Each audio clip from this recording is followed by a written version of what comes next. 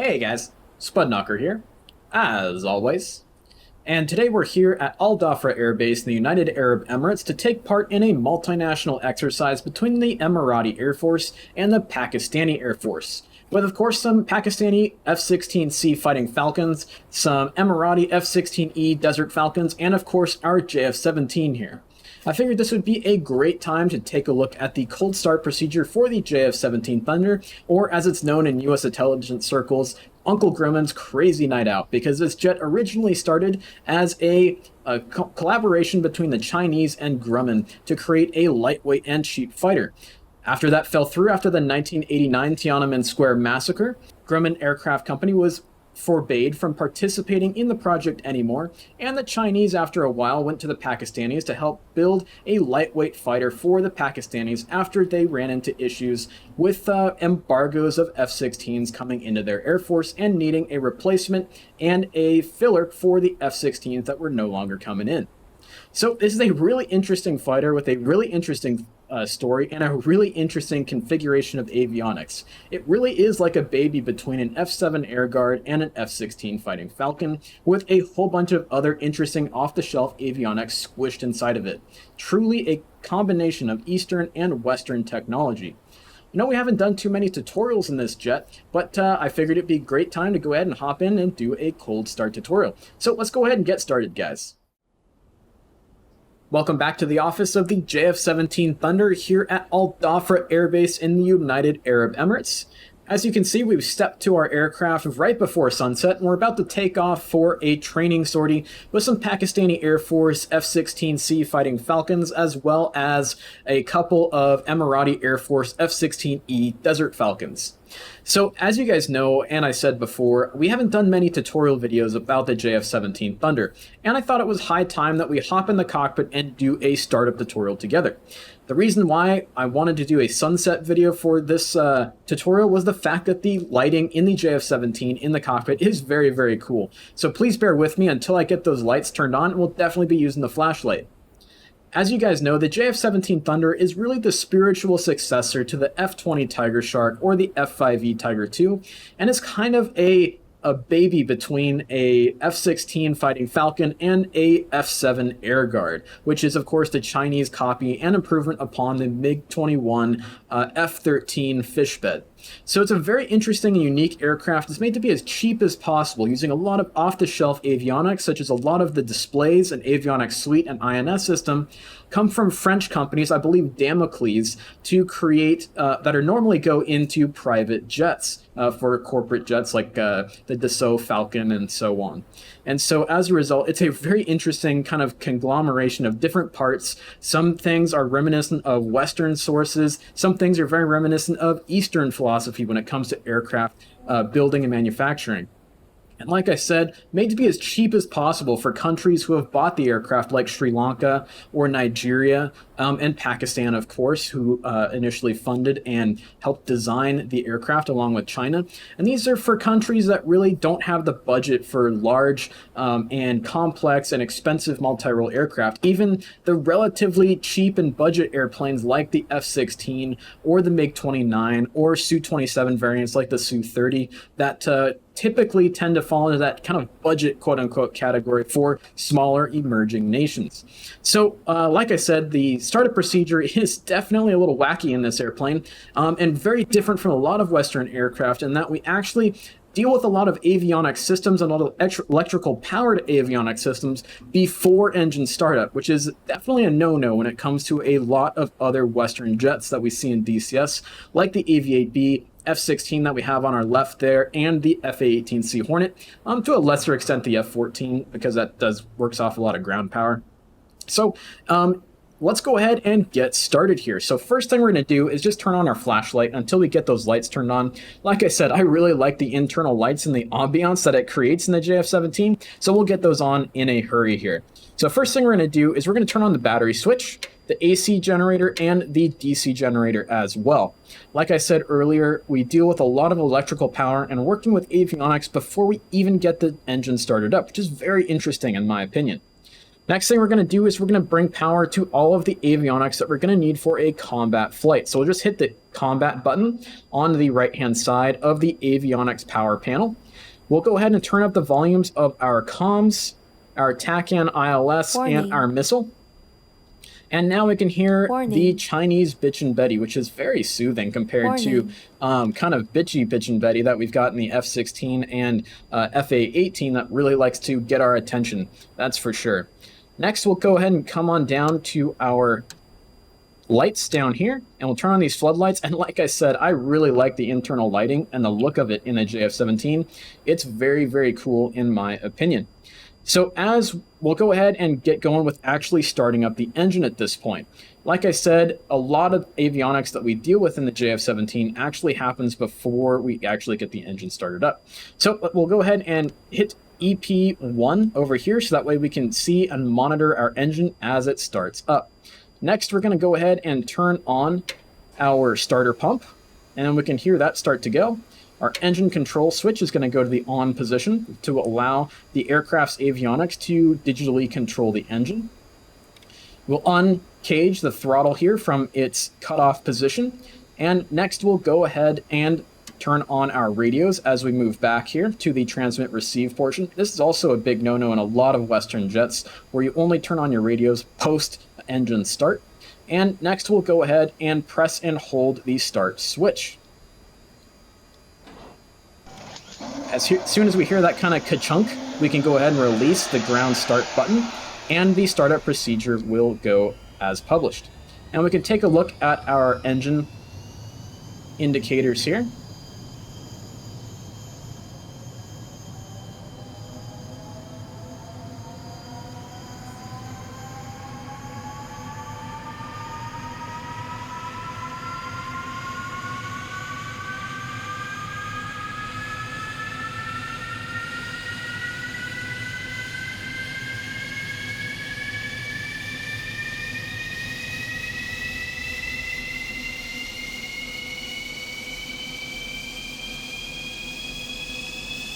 Alrighty, and we can see that we only have a total of 9,500 pounds of fuel, and that's with 2 external tanks on the jet, so that is not very much gas. That's less gas than the Hornet carries when it's empty, completely clean, and so you can really see that there is not much gas in this airplane, and the very thirsty RD-33 engine in this aircraft definitely goes through it fast. We'll go ahead and turn on our HUD. Our UFCP, which is essentially just your UFC up here and up front, just like you would have in a more Western style aircraft. And we'll come back and we'll arm our chars and our emergency hydraulic pump as well. And we can go ahead and open up our EFIS page here and wait for our chars to align. Big thing here is we have to make sure that our chars aligns before we attempt to align our INS. At this point with the engine started, we can also go ahead and turn on our ECS system, turn on the flow of oxygen, plug in our G-suit, plug in our oxygen mask, of course, and we can go ahead and close the canopy. One left click to close the canopy. Here it comes.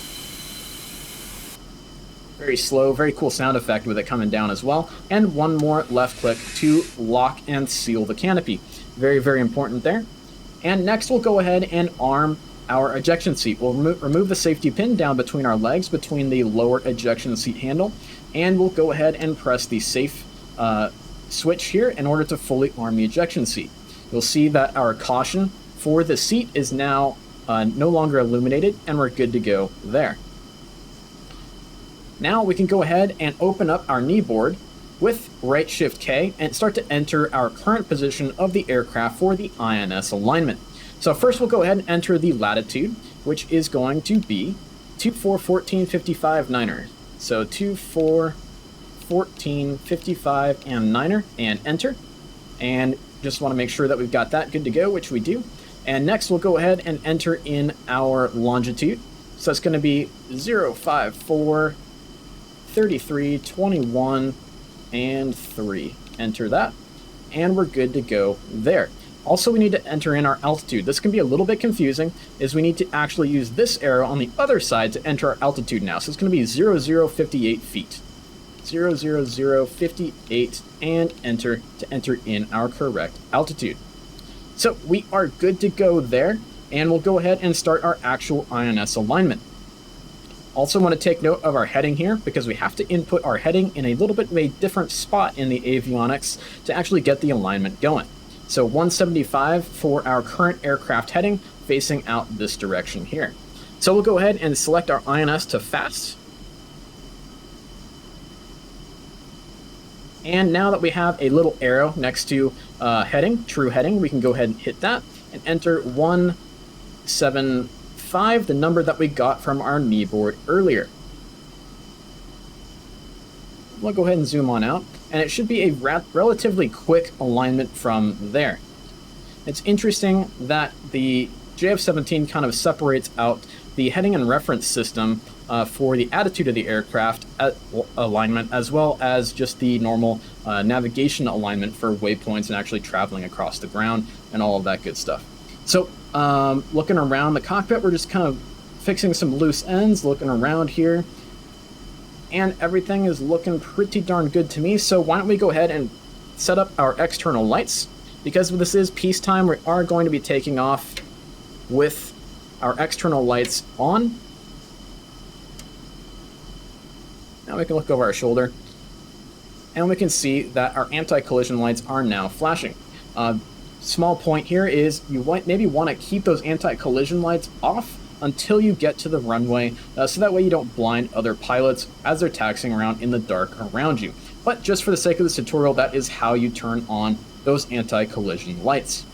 Next, we're going to see that on our INS, fast is flashing, so we can go ahead and bring the INS knob to nav for navigation, and we're good to go there. Now we're going to use the HOTAS controls to reselect the navigation mode of our aircraft. So, quick press there, and now we can go ahead and add our navigation information, as well as all the information for our weapons through our data cartridge. We'll come back to the right hand side here, and we'll select that. We'll just slide our data cartridge in there with 2 left hand clicks. That will bring up with our DTC or data cartridge screen right there. You can select individual things you want to upload to the mission computer of the jet, or you can simply select all up here to select all of them. 99.99% of the time you're flying the JF-17 in DCS World, you're just going to want to hit all and enter, and that transfer will start up for us. Like I said, the lighting in this cockpit is just very, very cool. I love flying this jet at night, that's for sure. Warning. Warning. All right. We now have a config warning, which we'll talk about in just a second. So we'll tell Betty to zip it for now by pressing the master caution button. Cool, that is all good to go. And now we have to know exactly what kind of weapons are on board our aircraft. So we'll go ahead and select our SMS page, and we can see what is actually on board our aircraft. We can see we've got some PL-5 missiles, which are pretty darn similar to an AIM-9 Papa. Not the Papa 5, but the Papa in terms of their ability to engage targets. Mostly a rear aspect missile in my opinion. We've got 2 GBU-12s, 2 SD-10s, 2 big old external fuel tanks, and a WMD targeting pod.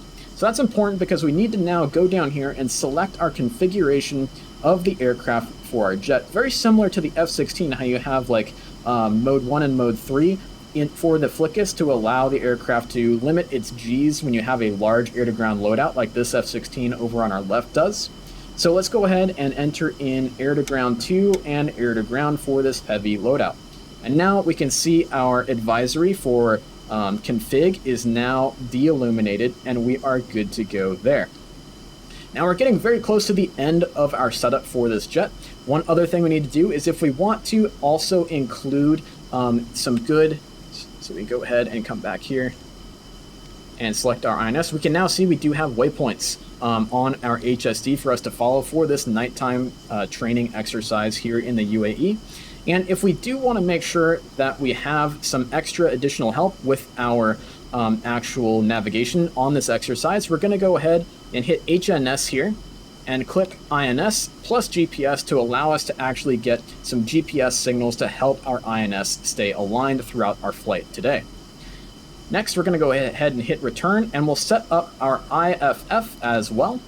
Because we're flying with some other aircraft like F-16s and Emirati F-16 Echoes, we're going to go ahead and make sure we are squawking on mode 6 to make sure that our IFF is as compatible with other aircraft around us as we can be. And of course, because we are in close proximity with Iran, if we were to stray over Iranian airspace by accidentally, or if we've got U.S. Navy aircraft or U.S. Air Force aircraft flying around, we just want to make sure we're all on the same page in terms of our IFF. So we'll go ahead and hit return once again. And next we'll go ahead and set up our data link. So our data link is going to be on channel 199, enter. And instead of slave, we're going to go ahead and set to master, just so that way we can be the master INS link for the rest of our aircraft. And we'll come back to the main page, C-link for the data link. We're going to turn the network to the on position, and we should be good to go in terms of our data link. There are some more complex functions of the data link in the JF-17, but that is basically the long and short of it.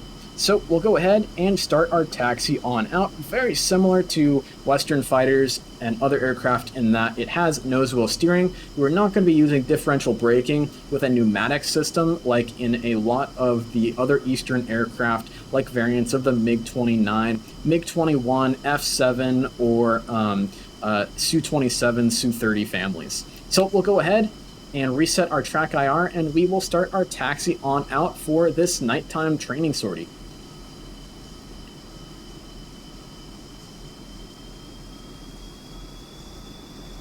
Oh, of course, we also have to turn off our parking brake. That is very important. I tend to forget that in a lot of aircraft. Select waypoint 1 for our initial navigation point. And now we've got a little T-bar up on the HUD here coming out of our velocity vector that will help us point towards our next waypoint.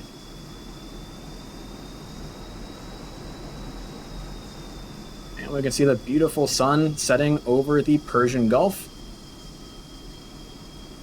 And we'll make sure, of course, we stay on the center line. Nose wheel steering, very, very similar to any of the other aircraft that are in DCS World.